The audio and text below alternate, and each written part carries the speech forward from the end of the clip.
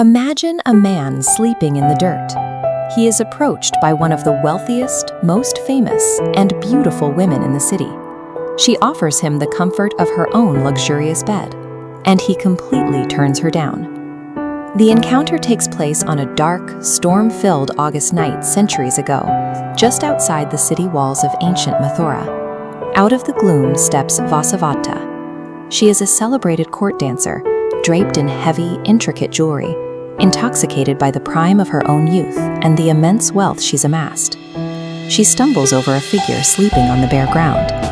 This is Upagupta, a wandering ascetic who has renounced every worldly possession, living a life of total spiritual detachment. Appalled that such a handsome young man is sleeping in the dirt, Vasavata insists the dusty earth is unfit for him. She invites him to leave the streets and follow her into her opulent home. Upagupta politely but firmly refuses. He tells her to go on her way, offering only a cryptic promise: "When the time is ripe, I will come to you." This interaction runs counter to every instinct for comfort and validation. If a man who rejects wealth and physical pleasure is waiting for the ripe time, what exact moment could he possibly be holding out for? That question drives Abhisara, the Tryst, a poem written in 1899 by the Nobel laureate Rabindranath Tagore. Upagupta is a devoted disciple of the Buddha. His refusal of Vasavadatta's invitation doesn't come from arrogance or a sense of superiority, but from rigorous spiritual discipline. To an ascetic like him, human value is never measured by temporary physical allure or social status, but by deeper, unchanging truths.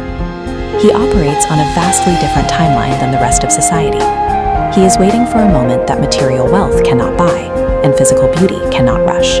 This diagram outlines anicca, the core Buddhist concept of impermanence. It shows the universal law that all worldly conditions undergo a continuous cycle, transitioning from growth into inevitable decay. Less than a year later, that cycle catches up with Vasavadatta. She contracts a severe case of smallpox, known at the time as the Black Pestilence.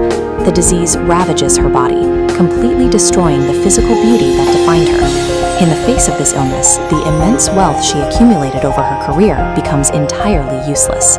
Fearful of the contagion, the very society that once worshipped her superficial charm forcefully drives her out past the fortified walls of Mathura, leaving her to die alone in the dirt.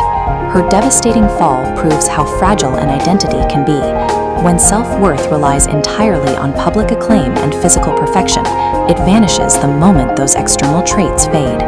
We find her lying in the shadow of a blooming mango grove. It is now a calm, moonlit spring night, contrasting sharply with the chaotic, stormy August evening of her prime. Suddenly, footsteps approach. It is the ascetic, Upagupta. Without hesitation or fear of infection, he sits directly in the dirt and gently pulls her diseased head onto his knees. He carefully moistens her cracked, feverish lips with water and applies a soothing balm to her contagious sores.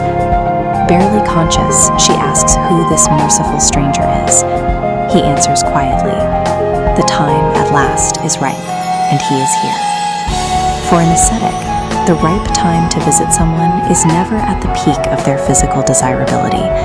It is at the absolute rock bottom of their human vulnerability. This brings us back to the title of the poem. Traditionally, the word tryst implies a secret, romantic rendezvous between two lovers. Tagore dismantles this expectation entirely. Upagupta was never waiting for an evening of physical passion. He was waiting for the exact moment the illusions of ego, wealth, and vanity were completely stripped away. This compares two types of connection. Left, the closed loop of worldly exchange. Right, karuna, pure compassion, flowing strictly downward. This exposes the paradox of selfless service. Upagupta could only truly serve Vasavadatta when she was entirely incapable of offering him anything in return. Vasavadatta's material beauty faded because it was permanently tethered to the physical world. Upagupta's spiritual beauty remained constant because it relied entirely on how he treated others. The truest, most enduring forms of human connection are not forged in the bright spotlight of our pride, but in the quiet shadows of our deepest suffering.